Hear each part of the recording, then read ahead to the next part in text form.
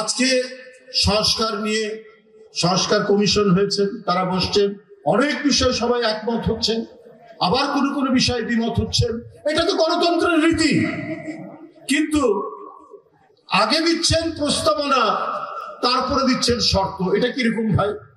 আপনার প্রস্তাব রাখলেন পিয়ার, আনুপাতিক নির্বাচন। এদেশের মানুষ, আপনারা জানেন কিনা জানি না, আমি বহু লোকের কাছ থেকে খবর পেয়েছি যে পিয়ার কি এটা অনেকেই জানে না, কিন্তু ওটাই জোর করে আনতে হবে। এবং এইটা তারা চালু করলেন বেশি দিন আগে না, 3-4 মাস আগে। এর আগে কখনোই এটা নিয়ে আলোচনা হয়নি, কোনো পর্যায়ে আলোচনা হয়নি। বুদ্ধিজীবীরা, সুশীল সমাজ, তারাও কথা বলেনি। এখন হঠাৎ করে পিয়ার, আনুপাতিক ভোট, এইটা দিতে হবে জোর জবরদস্তি। এটা ছাড়া তারা মানবেন না, নির্বাচনে যাবেন না। ভাই এইরকম তো কথা ছিল না। এদেশের মানুষ জানে আপনার এখানে কে জনপ্রতিনিধি আপনারা করবেন। সেই ব্যক্তিকে যদি আপনারা না চেনেন, তাহলে ওই ভোট একটা দলের নামে বা দলের প্রতীকের নামে ভোট দিয়ে আপনারা কাকে ভোট দিবেন? আপনারা সেই ব্যক্তিকে ভোট দিবেন যে আপনার সুখে দুঃখে আনন্দ বেদনায় আপনার কাছাকাছি, আপনার পাশাপাশি যারা থেকেছে, আপনার তাকেই তো ভোট দিবেন। কিন্তু পিয়ার পদ্ধতিতে সেটা নয়। হয় কোন দলকে দিতে হবে, না দলের নামে প্রতীককে, তারপরে কেন্দ্র থেকে বাছাই করে দেবে। তো এইটা তো মানুষ পরিচিত নয় এই ধারণার সাথে। কিন্তু দুই একটি রাজনৈতিক দল এটা নিয়ে একেবারে মানে মামার বাড়ির আবদার শুরু করে দিয়েছে। ইনসেক্ট রিপেলেন্ট মাস্টার ব্যাচ যুক্ত আরএফএল ওয়ার্ড্রোব, কাপড় যত্নে রাখার নাম্বার 1 সলিউশন। আমার কথা হলো যে আলোচনা করুন, মানুষ জানুক। কিন্তু এদেশের মানুষ 16 বছর আপনার অবাধ সুষ্ঠু নির্বাচন করতে পারেনি। ভোটাররা ভোট কেন্দ্রে যেতে পারেনি, ভোট কেন্দ্রে বিচরণ করেছে চতুষ্পদ জানোয়ার, গরু, বাছুর, ছাগল, কুকুর ছাড়া আর কেউ যায়নি। আরে আজকের যারা নতুন প্রজন্ম, যাদের 30 বছর বয়স, তারা ভোট কি জিনিস তারা দেখেনি। তাহলে তো আগে আমরা যে পদ্ধতিতে করে এসছি, সে পদ্ধতিতে মানুষ অভ্যস্ত, সেটাই চালু হোক।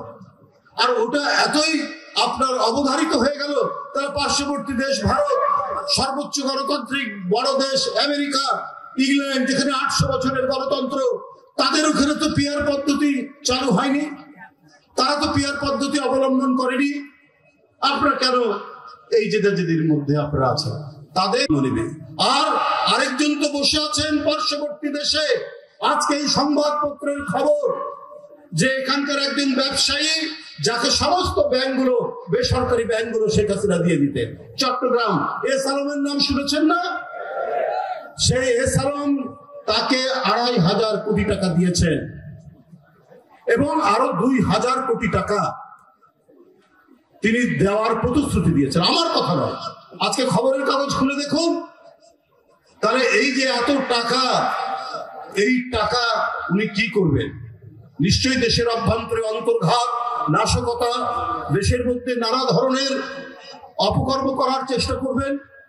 এই লোকগুলোকেই তিনি তৈরি করেছিলেন 15 বছরে, 16 বছরে, যে জনগণের সব টাকা, এই টাকা একজনকে দিয়ে দিবে এবং তার যখন দরকার হবে, সে যখন বিপদে পড়ে যাবে, দেশে থাকতে পারবে না, তখন সে টাকা দিবে। এখন তো বাস্তব, এস আলম 2,500 কোটি টাকা দিয়েছেন, আরো 2,000 কোটি টাকা দেবেন, এটা প্রতিশ্রুতি দিয়েছে। এবং মক্কা অথবা মদিনায়, সেখানে বেশ কিছু আওয়ামী লীগের লোক গেছে, সেখানে তার সাথে আলাপ আলোচনা হচ্ছে। সেখানে একটা বিল্ডিং কেনা হবে নাকি, সেইখানে একটা অঘোষিত আওয়ামী লীগের অফিসের মতো থাকবে। তো এগুলো কিসের আলামত? শেখ হাসিনা আবার তার ময়ূরের সিংহাসন ফিরে পেতে চান। শেখ হাসিনার আবার সেই দুর্বৃত্তের শাসন তিনি ফিরে পেতে চান। উনি এই দেশে তার জমিদার ছিলেন, তিনি কোন নির্বাচিত গণতান্ত্রিক প্রধানমন্ত্রী ছিলেন না। তার জমিদারি হাতছাড়া হয়েছে, এই জন্য তিনি মরিয়া হয়ে গেছে। মরিয়া হয়ে গিয়ে নানা ধরনের ষড়যন্ত্র চক্রান্ত করছেন। আর যে দেশে গেছে, শেখ হাসিনার নাম তো শেখ হাসিনা, এটা তো মুসলমান নাম, তিনি বাংলা ভাষী এবং শেখ হাসিনা মুসলিম না। ভারতে যারা বসবাস করছে দীর্ঘদিন ধরে বাংলা ভাষী মুসলমান, তাদেরকে বাংলাদেশি বলে সেইখান থেকে খেদিয়ে দেওয়া হচ্ছে। সেইখান থেকে বের করে দেওয়া হচ্ছে। তাদের সেখানে কোনো জায়গা নাই, বলছে এরা বাংলাদেশ থেকে এসছে। এবং ভারতের একজন প্রখ্যাত অর্থনীতিবিদ, আন্তর্জাতিক সম্মান যিনি নিয়ে এসছেন, অমর্ত্য সেন, তিনিও বলছেন যে আমাকে যে কোনো দিন বাংলাদেশি বলে ওই দিল্লির সরকার বাংলাদেশে পাঠিয়ে দিতে পারে। এই পরিস্থিতি সেখানে। বাংলাদেশি একজন ছেলে, সে কলকাতা বিশ্ববিদ্যালয়ে পড়ে, এই 2-3 দিন আগে তাকে দোকানদাররা পিটিয়েছে। আরে বিদেশি নাগরিক থাকলে তো নিরাপত্তা দিবে সেইখানকার সরকার, সেই অধিকার নেই যারা বাংলাভাষী মানুষ বা বাংলাভাষী মুসলমানদের। কিন্তু শেখ হাসিনাকে তারা জামায় আদর করে সেখানে পালন করছে। শেখ হাসিনা সেখান থেকে ভিডিও বার্তা দিচ্ছে, শেখ হাসিনা সেইখান থেকে বাংলাদেশের ভিতরে নাশকতা করার জন্য বিভিন্ন নির্দেশ দিচ্ছে। এটা কি করে সম্ভব? এটা তো দিল্লির সরকারের দ্বিচারিতা, ডাবল স্ট্যান্ডার্ড নীতি। শেখ হাসিনা বাঙালি মুসলমান হলে তাকে জামায় আদরে রাখছেন, আর অন্যান্য সাধারণ বাংলা ভাষী মুসলমান যারা বাপ দাদার আমল কি 14 পুরুষ ধরে যারা পশ্চিম বাংলায় বসবাস করে, তাদেরকে তিনি বাংলাদেশি বলে জোর করে সেখান থেকে পুশিন করাচ্ছেন বাংলাদেশি।